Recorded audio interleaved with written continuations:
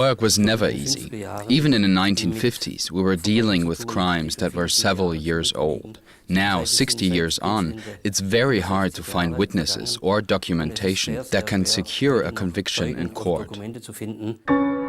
But there is evidence against Zoran Kam. He admits abducting and shooting Carl-Henrik Clemenson. He admits he was ordered to use counter-terror just days before the killing. His SS colleague was convicted and executed for the same crime. Yet Kam himself has escaped trial. His case is embarrassing not only for Germany.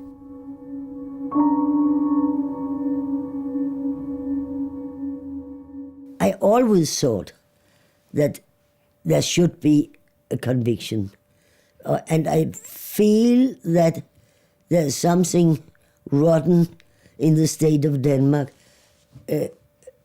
While they haven't done it, there has been possibilities to have him delivered. The Danish Justice Ministry has not delivered all the evidence there is in the case, and they have not followed up, and they have not pushed for this man to be convicted. And I believe the bottom reason of all this is they don't want to touch matters from the Second World War. They don't want to pester the Germans and ask them to do justice in this case. The Danish Justice Ministry declined to be interviewed on camera about the case. Zoran Kam says he's an old man who wants to be left in peace, but he may soon be fighting a fresh attempt to send him back to Denmark. Is it possible to fine-tune perhaps a new arrest warrant, differently or better motivated, in order to meet requirements of the German law? In this case, we will see, but it will depend on decision to be taken solely by judicial authorities. After the European Commission raised the possibility of a new arrest warrant for Zoran Kam, the Danish Justice Ministry reaffirmed its desire to secure Kam's extradition for the killing of Carl-Henrik Clemenson.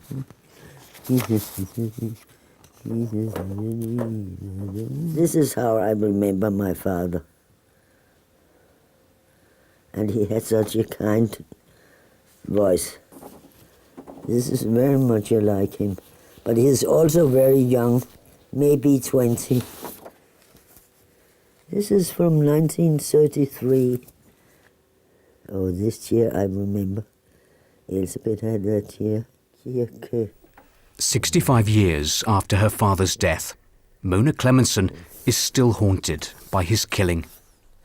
During many years I had this dream that I went into an elevator at the paper at Rosenberg in Copenhagen. And then I was giving the message that I was allowed to speak to my father in 30 seconds. Namely, the 30 seconds it took the elevator to go from first level to second. And then I came in and I didn't know what to ask. He must be convicted.